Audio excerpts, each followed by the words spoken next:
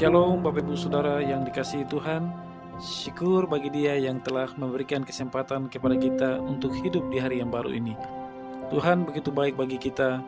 Dia sangat mengasihi kita dan Dia selalu menyertai kita apapun keadaan yang kita alami.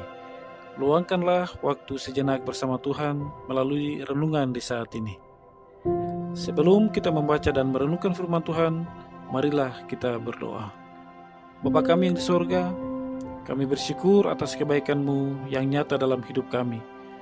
Di saat ini, kami hendak membaca dan merenungkan firman-Mu. Terangilah kami dengan kuasa Roh Kudus, agar kami mampu memahami firman-Mu dan melakukannya dalam hidup kami. Demi nama Tuhan Yesus Kristus kami berdoa. Amin. Bacaan firman Tuhan terangkat dalam Mazmur 24 ayat 1-10. Dan yang menjadi nats renungan terdapat pada ayat 3 sampai ayat 5. Siapakah yang boleh naik ke atas gunung Tuhan? Siapakah yang boleh berdiri di tempatnya yang kudus? Orang yang bersih tangannya dan murni hatinya, yang tidak menyerahkan dirinya kepada penipuan, dan yang tidak bersumpah palsu. Dialah yang akan menerima berkat dari Tuhan dan keadilan dari Allah yang menyelamatkan dia. Bapak Ibu Saudara yang dikasihi dan diberkati Tuhan, hari ini kita merenungkan satu mazmur yang agung, yang melukiskan kedatangan Tuhan sebagai Raja Kemuliaan. Mazmur 24 ini bukan hanya nyanyian kemenangan bagi umat Israel saja, tapi juga seruan iman yang penuh harapan bagi kita semua yang mungkin merasa lemah, sepi, atau sedang berada di batas kekuatan kita. Mazmur ini dimulai dengan sebuah pengakuan yang indah dan mendalam. Tuhanlah yang empunya bumi serta segala isinya, dan dunia serta yang diam di dalamnya. Kata-kata ini mengingatkan kita bahwa hidup kita dengan segala suka dan dukanya, tidak ada satupun yang lepas dari tangan Tuhan. Tanah yang kita injak, udara yang kita hirup, tempat yang kita pakai untuk tidur yang menopang tubuh kita yang lemah, bahkan setiap detak jantung kita, semuanya adalah milik Tuhan. Dalam usia senja atau dalam tubuh yang sedang sakit, mungkin kita merasa terabaikan atau tidak lagi dianggap penting. Tapi Tuhan berkata, "Engkaulah milikku." Dunia bisa saja melupakan kita, namun Tuhan tidak akan pernah bisa melupakan kita. Pemazmur lalu berbicara tentang siapa yang boleh naik ke gunung Tuhan, siapa yang boleh masuk ke tempat kudusnya. Orang yang bersih tangannya dan murni hatinya. Mungkin kita bertanya dalam hati, apakah aku ini masih layak? Apakah Tuhan masih mau dekat dengan orang yang tua seperti aku?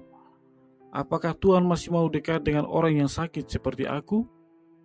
Bapak Ibu Saudara, kabar baik bagi kita adalah Tuhan tidak mencari kekuatan fisik atau umur yang muda. Ia mencari hati yang rindu dan hati yang percaya. Tangan kita boleh lemah, tubuh kita boleh rapuh, tapi jika hati kita tetap mengendalikan Dia, maka kita adalah orang-orang yang boleh masuk ke hadirat-Nya. Kita diterima, dipeluk, dan dicintai. Lalu pemazmur menggambarkan pemandangan surgawi yang menggugah. Angkatlah kepalamu, hai pintu-pintu gerbang, dan terangkatlah kamu, hai pintu-pintu yang berabad-abad, supaya masuk Raja Kemuliaan. Siapakah Raja Kemuliaan itu? Dia adalah Tuhan yang kuat dan perkasa, Tuhan yang perkasa dalam peperangan. Gambaran ini bukan tentang Raja Dunia yang datang dengan pasukan, tapi tentang Tuhan kita Yesus Kristus yang masuk ke dalam hidup kita dengan kekuatan yang lembut, kuasa yang penuh kasih, dan kemenangan yang membawa pengharapan. Bagi Bapak Ibu Saudara yang sedang terbaring dalam sakit atau merasa letih karena usia, pesan Mazmur ini sangat menguatkan. Raja Kemuliaan itu datang juga ke hati dan rumah kita. Ia tidak hanya masuk ke istana megah atau tempat ibadah yang megah. Ia masuk ke ruang yang sederhana, ke ranjang yang sunyi, ke hati yang hancur, dan Ia tinggal di sana membawa damai. Pintu hati kita yang mungkin telah lama tertutup oleh rasa kecewa atau kesepian, kini diundang untuk terbuka. Biarkan Tuhan masuk. Biarkan Raja Kemuliaan hadir dalam hidup kita hari ini. Yesus Kristus, Raja Kemuliaan itu, telah masuk ke dunia ini untuk menyapa kita, dan Ia telah mengalahkan dosa. Ia telah mengalahkan sakit, bahkan telah mengalahkan maut itu sendiri. Di dalam Dia, kita boleh yakin bahwa penderitaan kita tidak sia-sia. Usia senja kita bukan akhir dari segalanya. Sebaliknya, ini adalah masa di mana kita semakin dekat rumah sejati, tempat di mana Raja Kemuliaan menanti dengan tangan terbuka. Maka jangan takut, angkatlah kepalamu, bukan karena kita ini kuat, tetapi karena Dia Allah yang kuat, bukan karena kita ini layak, tetapi karena Dia adalah Allah yang penuh kasih. Buka hati kita hari ini dan terimalah Raja Kemuliaan yang akan datang, bukan untuk menghakimi, tetapi untuk memeluk dan memulihkan.